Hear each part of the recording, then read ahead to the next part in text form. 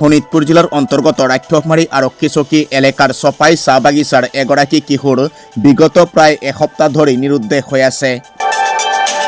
কিশোৰগৰাকীৰ সন্ধান বিচাৰি পিতৃয়ে ৰাক্ষসমাৰী আৰক্ষী চকীত এজাহাৰ দাখিল কৰাৰ লগতে আজি সংবাদ মাধ্যমৰ কাষ চাপিছে। উল্লেখ্য যে চপাই চাহ বাগিচাৰ বাসিন্দা শিবু প্ৰজাৰ পুত্ৰ 15 বছৰীয়া প্ৰাঞ্জল প্ৰজা যোৱা 10 এপ্ৰিল 2025 তাৰিখে নিজ ঘৰৰ পৰা ওলাই যোৱাৰ পিছতে নিৰুদ্দেশ হয়। পিতৃয়ে কিশোৰগৰাকীক বিভিন্ন ঠাইত বিচাৰ খোচাৰ কৰিছিল যদিও বৰ্তমানলৈকে কোনো সন্ধান নাপালে। সেয়েহে উপায়ন্তৰ হৈ পিতৃয়ে ৰাক্ষসমাৰী আৰক্ষী চকীত এজাহাৰ দাখিল কৰাৰ লগতে আজি সংবাদ মাধ্যমৰ কাষ চাপিছে। যদি কোনো সদাশয় লোকে কিশোৰগৰাকীক ক'ৰবাত দেখিবলৈ পায় তেন্তে ৰাক্ষসমাৰী আৰক্ষী চকীত অথবা 8011183397 নম্বৰত যোগাযোগ কৰিবলৈ পিতৃৰ লগতে ওচৰ চুবুৰীয়াই অনুৰোধ জনাইছে।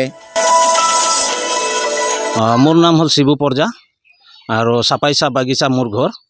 তাৰপিছত মানে মোৰ ল'ৰাটো 10 তাৰিখে বৃহস্পতিবাৰে ওলাই যায় আৰু ঘূৰি এনেকৈ মানে অহা নাই। মই বিচাৰি আছোঁ ইফালে সিফালে।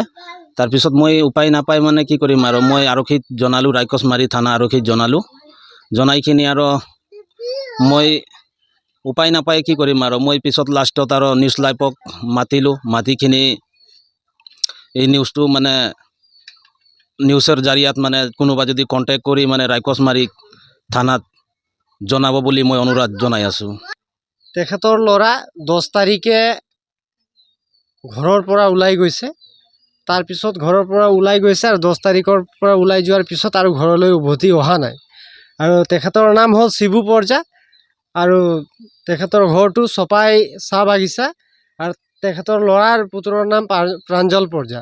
তো এই নিউজৰ যোগেদি মানে এটাই অনুৰোধ যে প্ৰাঞ্জল পৰ্জাক, শিবু পৰ্জাৰ পুত্ৰক প্ৰাঞ্জল পৰ্জাক কোনোবাই যদি ক'ৰবাত দেখা পায় যদি আমাৰ ৰাক্ষসমাৰী আৰক্ষী থানাক জনাব বুলি এই নিউজৰ জৰিয়তে অনুৰোধ জনাই আছোঁ।